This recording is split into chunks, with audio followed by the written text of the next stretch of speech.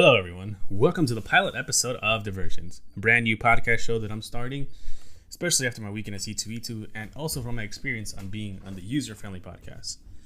I know I've started a couple of podcasts before, but those felt pretty flat because, I try to do too much, take on too much. And I was also working on my YouTube channel. My YouTube channel is still going. I definitely want to get back into that. You can follow that at GeekNight90. Might even change the name, just to keep up with the times, because when I made that, I was pretty much at a different place and kind of want to start using a different name now. But anyways, I guess to start with, I want to recap C2E2. It was really fun. I'm glad to see more vendors and guests back at it since last December when we had it. It was a bit depressing. It was really empty and it didn't really feel like it was C2E2. I mean, I enjoyed being there and it was pretty fun and I got some cool stuff, but definitely missed the red carpet. And I got to pour one out for the red carpet because it was missing again at C2E2 this past one, and it's not coming back again, unfortunately. They're saying it's too cost effective to keep cleaning it and keeping it, installing it and taking it out, and also, no more waste. Got to protect the planet and the sea turtles, which I agree with. It just sucks, because the carpet did make it easier to walk around the convention, easy on the knees, but without it, it was not that it was brutal, but still, gotta miss the red carpet. Pour one out for them. I was also expecting some Bleach news or panels from either Crunchyroll or Funimation about the upcoming season of Bleach, the 1,000-Year Blood War, but didn't see anything about it. But it was even more shocking to learn that Bleach is going to air on Disney+. And it might not even be simulcast, which is very unfortunate because, people are going to want to pirate it now. And just to catch up, you gotta air it at the same time. We're at the point where, whatever airs in Japan, it should air over here in the US 12 hours later or so. I don't know how long it takes them to dub the episode or anything. But yeah, it only makes sense. But the reason I was expecting some Bleach-related news is because at C2E2, the passes and all, there was artwork of Bleach. It was crazy. There was nothing related to Bleach. But I was like, why have the passes there if it's not going to be anything related to this at all? I'll show you the artwork right now, as you guys can see. See, Friday, Saturday, Sunday, 3-day, and the kids passes. All Bleach-related artwork. But that was all the Bleach news that we got, unfortunately. Other than that, there was nothing else there, which kind of sucks because I wanted to see something. I remember a few years ago at C2E2, back when they announced that Fooly Cooly was coming back with Progressive, and was it Progressive the first one? I don't know. It was a while ago, so correct me if I'm wrong there in the comments below, please. But yeah, they announced Fooly Cooly back. They had a panel there. We went there. They aired the first episode of the upcoming season. They gave us posters, T-shirts. The English cast and the Japanese creators were there at the panel answering questions, talking about how they're happy to be doing this again. And yeah, and then at the end I got my posters autographed and everything. And this is something that I expected again for Bleach, but again, nothing at all. Just the artwork, which it's pretty cool. Even from Viz Media, I don't think I ever saw anything from Viz Media there at all as well. But that's pretty much about it. I guess what inspired me to start this podcast up again and be creative again is that I went to a couple panels. Topics were fun and I thought they were going to be enjoyable, but they actually fell short. Topics were about Toonami, which for anyone who grew up watching anime in the 90s to early 2000s knows how integral it was. And the other topic was sub versus dub, where they compared changes in the dub form of anime from the sub form of it. Again, two great topics. Just the presentation was not good. Nothing against the presenters who will remain nameless. I just felt that a topic of Toonami needed more than just PowerPoint slides and videos. I myself did a Toonami video back in my early YouTube days. Yes, I know, shameless plug here, but please feel free to check it out. Let me know how I did. It's the only way I can ever improve, actually. But it's also something I would like to revisit in the future because Toonami became more than just a programming block. The characters and lore that was built within is vast, especially with the immersion events and the changes in time. But before I sidetrack any further, watching those panels basically motivated me to want to do something better. And so here I am starting a podcast. What was really fun is that it was also my girlfriend's first C2E2 as well. And I'm glad she really enjoyed it, and it was such a trooper for going all 3 days for her first time. And I know that's a lot to ask of anybody. I mean, if you've been to C2E2, you know it's a lot to take in and it's a lot to do. Especially if you're a first timer, it really does take a toll on you and you are exhausted afterwards. This is why I was glad it was in the summer, because she's a teacher. She's off during the summer, so she could have had the rest of the week to recover, basically, which is really good. We definitely got a ton of stuff. More stuff than I usually would have gotten if I went by myself. And, you know, I thought maybe she would, like, quell my shopping sprees, basically. But no, she did not. Instead, I ended up spending pretty much more. I saw some really cool stuff over there, as you can see. Let me see if I can pop that up for you guys. You know, we had this Dark Magician statue. Weird that it's coming up like that. But yeah, anyway, we had the Dark Magician statue. Really nice. Obviously, it's Arcane's Dark Magician, not the OG one. I guess you could call it the evil Dark Magician if you want to say so. But yeah, there was some cool stuff there. They also had, oh, I guess what I forgot is that they also had some One Piece stuff there. You know, Thousand Sunny out there in display. They were promoting the One Piece Red film, as well as the new trading card game that they have. Really cool. Unfortunately, you couldn't get onto the boat to take a picture of it, but they just had it on display. Just seeing this whole thing itself in general is just amazing. Also, the floor paneling there was very squishy and super comfortable to walk on. So I would definitely spend some time there. But it was really cool. You know, they had people there, a table set up so you could, you know, try the trading card game. They had like decks, pre-decks built for you to try and play with. They were giving out some free stuff to promote the One Piece Red film. They had like clips playing on the TV screen there. It was really cool. I liked it a lot. Some of the statues that were on display there were really nice. We can see this one right here. Obviously, you know, Figure Art Zero statues, always fucking amazing. Always great. Here are the other statues here. You know, we have Yamato, Black Maria, Page 1 or Ulti. I forgot what her name is. It's been such a while since I've seen her appear in the chapters, actually. So it might be Ulti. You know, part of the Kaido Pirates. Some other stuff that we saw there. There's also, you know, a Demon Slayer Figure Art Zero statues. Again, really cool. Also available there to buy. Also, some of them were just, you know, for upcoming releases. Really cool stuff. Also, my girlfriend like this. I call them Chibi Moons. You know, small little trinkets that, you know, you could have bought there at the convention that she said she was going to go back to, but we never went back for them because we spent our money on other stuff. Again, you know, little cat ramens, really cute stuff. And of course, this is where I spent all my money, actually. I'm not going to lie. It all went to her. So yeah, but again, I guess to just cap it off, C2E2, really fun. I was hoping that they would keep it again in the late summer, like August, you know, late July for it, because there's no other convention I feel happening between those times. I know Comic-Con ends like mid-July, I believe. I don't know exactly the dates are for that. And C2E2 usually happens between like March and April, and it's always around the time for Emerald City Comic-Con or what's the other one? Is it WonderCon, I want to say? And a lot of times, like a guest that we try to get either go there or to Emerald City, and it kind of just leaves us short. And also just because of the weather, I feel like it's better just to have it in the summer, you know, Chicago weather, Chicago summer. It was nice. It made walking from the parking lot to the event a lot more comfortable, because I know during the springtime it gets really cold. Especially one time when I cosplayed, I was wearing a bodysuit, super cold, not the best experience. But unfortunately, you know, we're back at the old time slot next year for, I think, late March, early April. I don't remember. I guess the other, you know, big news, I guess to say, is, you know, as we all know, HBO Max has removed a ton of content from their streaming services, with a lot of great animated work being canned, written off, which is very unfortunate because streaming is how awareness is brought to some of these more obscure shows. And writing them off just because people weren't streaming them frequently, call bullshit on that, because I'm pretty sure there are titles in HBO many people aren't watching religiously. I mean, if you go there, who's going to be watching someone that's like, who's watching Little Ellen? Who's watching some of these like reality shows? I'm like, for real. Maybe there are people, but like, come on.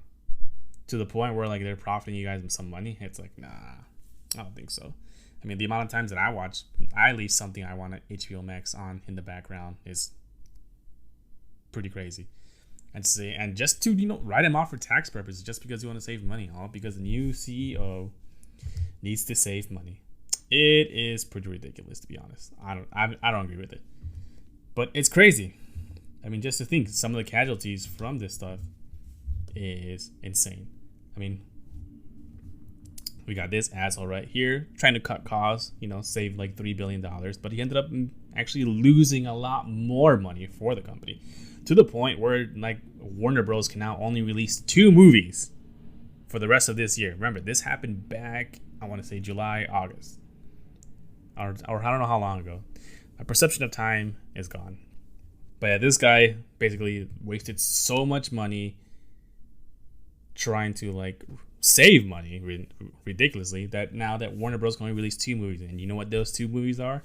One is Don't Worry Darling, which already has its own fiasco going on behind the scenes and all the events and everything. So checking the review scores, I don't know if it's going to be the savior that they all want it to be. The second movie, it might, but who knows? We'll see how it goes, is Black Adam, coming out in October. I'm definitely going to watch that one because I am a huge DC fan.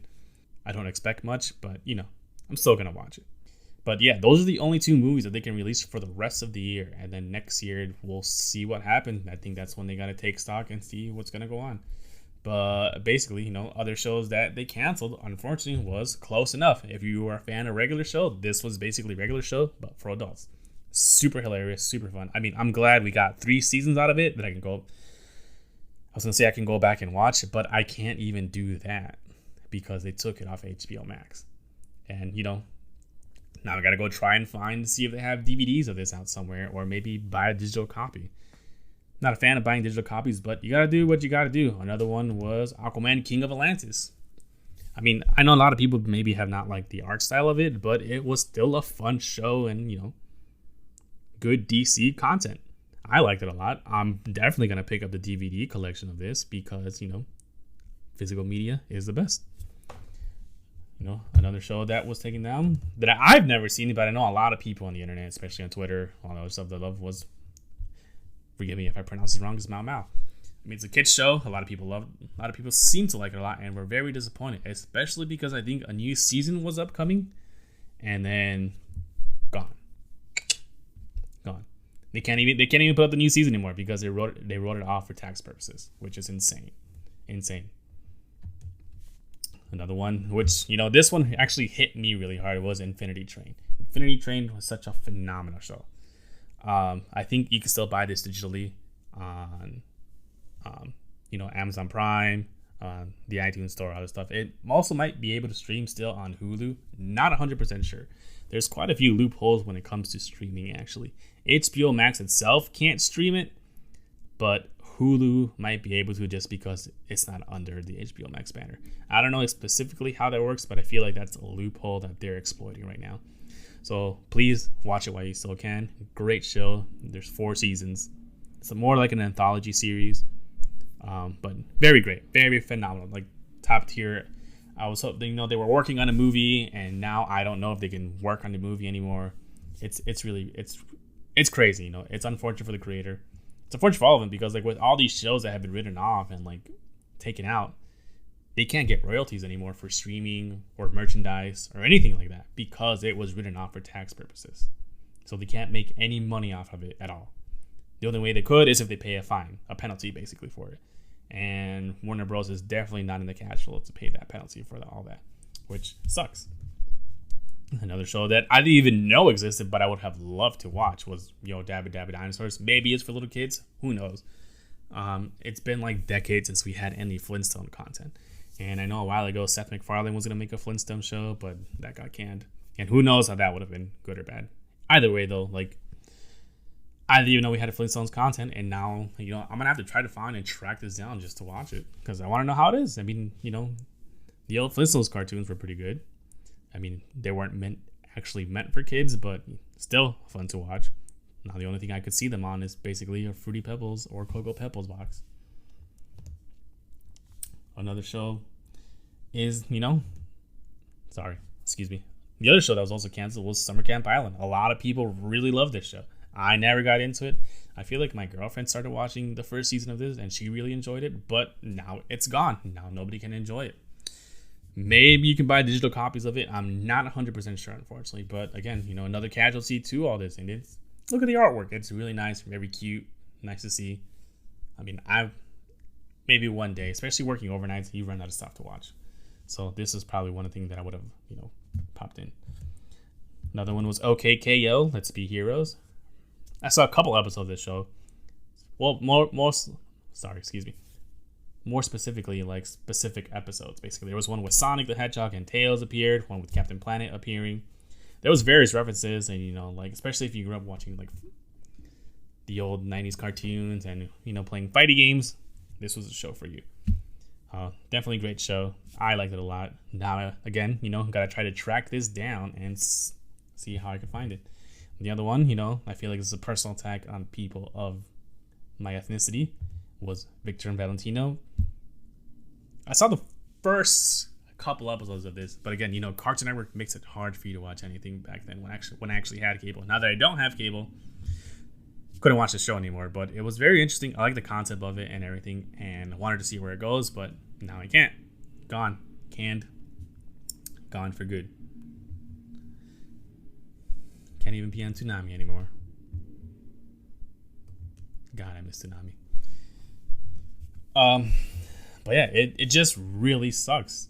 Like I said, even worse, these shows being written off for taxes, meaning that they can't sell merchandise. There's no streaming on HBO. They can't air it on Cartoon Network. And unless they pay penalties, which screws over the creators, and they're burning bridges with all these like talent that may have potentially worked with Cartoon Network and Warner Bros. In the future, now are going to be hesitant to work with them because they're going to be like, what's going to happen to my stuff? It's like, what if I'm working with you and then it's like, bam, done. It's like not making anymore. We written it off for tax purposes. It's never going to air. No one's ever going to see it. That's kind of messed up. And even more is Cartoon Network, which had no say in this. They were pretty pissed off about it because they're just like, hey, it's like those are people we want to work with. That's talent, creators that we want to bring over, and now they probably won't want to work with us because you're canceling stuff left and right with no reason whatsoever, no good reason whatsoever, I should say. I mean, they canceled. I don't know if you guys remember the movie Scoob. Came out a couple of years ago. Scoob. They were gonna make a holiday haunt, little special that was gonna come out. The movie short, I don't know, was basically completed. It was just putting on the finishing touches on final production, which is like maybe a month and a half, before they just said, you know what, canceled, gone. And now, who knows what's gonna happen? I'm not sure if they can air it, or if they're even going to complete it. But it's kind of messed up. Imagine all those animators, voice actors, marketing people for months, putting stuff together just to promote this movie and everything, only for like the month before it's completed and everything, just to be like, done, gone. Can't do anything about it. Maybe things will change. Maybe they'll bring it back out and let it air, especially coming holiday season. We always need more Halloween specials. I'm down for Halloween specials. I think one thing I look forward to on this podcast is actually making a Halloween special episode. But we'll see how that goes. What else? But I guess, just to continue, it really blows for animation fans because it shows the higher execs still see the medium as something for children, like a genre, basically. They still see it as a genre and not as an art form, which is ridiculous because I think animation has proven time and time again how it's such a great medium. I mean, to be honest, the only reason that they started like Best Animated Picture Awards is because, they're scared. They really are scared because they feel like if animated features were under the same category as Best Picture for the Oscars, not that the Oscars really matter, it's all fucking bullshit, is that animated features will probably blow them out of the water every fucking time. I mean, back when Beauty and the Beast came out, that was nominated for Best Picture, and I still think it was robbed. It should have definitely won. And it was after that movie when it got nominated where they were just like, you know what, you got to make its own category. The only reason to make its own category is because, it's going to sweep the awards every time you put it in the general ones. So it's really ridiculous. It's really crazy, like to think that, just because it's cartoons, it's meant for kids. It's not exactly true. Animation is an art form. It could be for anybody.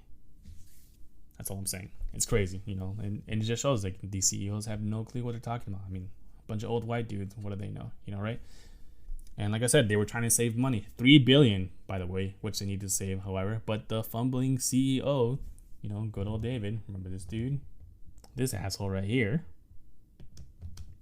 Yeah, that dude trying to save $3 billion. Sorry if, for people who are listening to this on Spotify or any other, just audio form. I do have a video of this going on. Depending on how it looks, I might upload it on YouTube just because This is my first video in a long time. Yeah, I know your first video always sucks. But anyways, get back on track. This guy needed to save $3 billion. Actually spent $20 billion and trying to cut $3 billion losses, which it doesn't help already that he's in the top 10 overpaid of CEOs. I mean, anybody else could have done a better job than what he's doing. It's even being reported now that Comcast Universal might even buy Warner Bros. After Discovery just bought them, it's a whole mess. It is a whole mess over there right now. And I feel bad now. Sorry for the people who are working at Warner Bros. Because I feel like there's a lot of potential, especially. I mean, who knows? I mean, these people fucked up long time ago. I mean, they couldn't even get a Superman movie right, let alone the whole animated universe. Animated universe is great for DC stuff, but the Snyderverse. Not it. A lot of people apparently want to die on that hill, and that's fine by me. You do what you want. You're free to like what you want, but gotta call a spade, and it's just not good. This guy doesn't understand the characters, and I feel like that's something I could talk about on another day. But yeah, that's where I feel like it all went wrong. Basically, if they hired the right person for that, I mean, it's crazy. Oh, but I guess one thing that really ticked me off personally is that they canceled the Batman animated series that was going to be from Matt Reeves and Bruce Timm. If you guys don't know who Bruce Timm is, he's a creator or one of the creators for the 90s Batman the animated series. And that's the series that is the standard of Batman. Anytime a Batman movie comes out or any Batman related media, or anytime I hear Batman talking comics or anything, that it's Kevin Conroy's voice that I hear in my head. So this guy knows how to put together a universe and knows how to make a Batman series. And he was working on Matt Reeves for HBO Max. Gone. Canceled. Gone. It's a total failure. Definitely a total failure. I don't know what else they're going to do. I'm just going to keep using these sound effects. I forgot to use these sound effects. I got to use these sound effects more. That one didn't work. I guess I got to fix that. Sorry about that, guys. Second episode, definitely be much improvement. But yeah, they canned it. Sucks. And, if the DC universe ever wants to get its act together and actually create a universe, get Bruce Timm in charge. Put him in charge. He'll definitely create something for you. But if you want to check out his work, Batman the Animated Series, Justice League Unlimited. He does a lot of the DC animated original universe movies that are out. Those are always killer. Knock it out of the park. 10 out of 10. Yeah, like I said, Warner Bros. Is in shambles right now. This whole Discovery merger, which could have been something really good for them, ended up, crash. Failure. Exactly. Total failure. Ridiculous. Oh, but like I said, there's a lot of stuff that I want to talk about, but again, this is the pilot episode. I gotta hook you guys in somehow. But I guess another thing that I do want to talk about is about physical media and why it's very valuable in the digital age. We need physical media. It's very important, as we can see now, especially when it just comes to streaming services, where they can just be like, you know what, we're gonna throw this back in the vault and probably never show this again, and they just take it out of the streaming library, and that's it. It's gone. You can never have it. It's crazy when you think about it. I mean, we've seen it happen before already with the Star Wars movies, where George Lucas kept editing to the point, I mean, thank God with, when I first met my girlfriend, she traded me the original VHS copies of the Star Wars trilogy, and I gave her a Super Nintendo Classic. We were both the winners out of that deal, because now we're together and we both have it back again. But in those original movies, when after the Battle of Endor, they didn't have the extended scenes of the rest of the galaxy celebrating the death of Palpatine and everything. That was all edited in later, basically. And I gotta rewatch those VHS again just to see what other changes they had, because I know there was a stormtrooper riding a dewback that wasn't included there. The CGI Jabba the Hutt walking next to Han Solo. I forgot what else was taken in and out. I think in the new ones they took out the kiss of Han and Leia, not Han and Leia, Luke and Leia. I don't know. There's a lot of stuff that were just changes, but it just goes to show you that having a physical copy is much better than owning even if you own a digital copy, sure, fine. They can't take that away from you, I feel. But just having physical media, no, it's the best. I mean, the other day I was watching Lord of the Rings the extended edition, and I realized I was like, damn, they don't really make DVD or Blu-ray menus like they used to before. And I actually really enjoy that. I miss it basically. Physical media is always the best. I like physical media. I one day want to have my own little setup, my own little cave, basically, of all the stuff that I like. Why does it always go back to Mal Mal? That's so weird. A lot of technical difficulties on this first episode. I apologize about that. And again, I'm making a video for this, and if I put it up, you'll see why I'm talking about. But anyone who's listening on audio version, thank you so much for listening. We're not done yet because, still popping up the physical media here, talking about that. I have a big collection, though, with the physical media. I like to collect movies. I remember back then I was collecting all the Marvel movies, all the DC animated movies, some anime movies. Basically, you're hardcore. Back then, going to conventions, you would go there, try to find a bunch of anime movies, VHS copies, Dragon Ball Z, anything that you could have gotten basically, because back then they didn't really release DVDs or VHSs for that kind of stuff, but now they do, and it's the best time to buy it, which is why you should buy it. Especially when it comes to video games. The video games, I always prefer the physical copy. I don't like the digital copies. I feel like it takes up space on your system. And I just love having the box work, the artwork, and everything, and all that. It's just really nice. I mean, I wish I took better care of my Nintendo 64 cartridges and the box work, because it's just glorious stuff to look at. And one day, hopefully, I can, start up my collection again for that. Bring it all back together. I mean, that is my dream. At C2E2, I was hunting down, classic games like Pokemon Red, Blue, Yellow, Silver, Gold, Crystal, all that. And seeing if some of them had even the box art with them. Some of them were a little too pricey, I felt.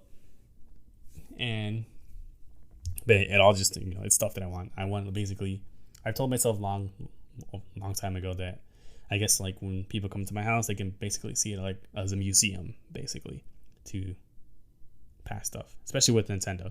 Also big Nintendo fan guys. But yeah, like I said, physical media, very important. It's always good to have it because they can't take that away from you. I guess one thing to compare it to is how back in the day they will freaking burn books, and there was a lot of literature lost through that, and history was lost through that, and who knows what actually happened, but we can never know because they burned all those books. And I'm not saying it's the same level here with physical media, but it's just they can take away stuff, they can erase it, they can edit out scenes that weren't there before, or add stuff in that weren't there before. Yeah. So once again, guys, almost hitting the 30-minute mark here. I don't know how long I want to keep these episodes, but again, I said this is the pilot episode. Maybe in the future I'll have a co-host, have a couple guests here or there, but thank you so much for listening. I appreciate it.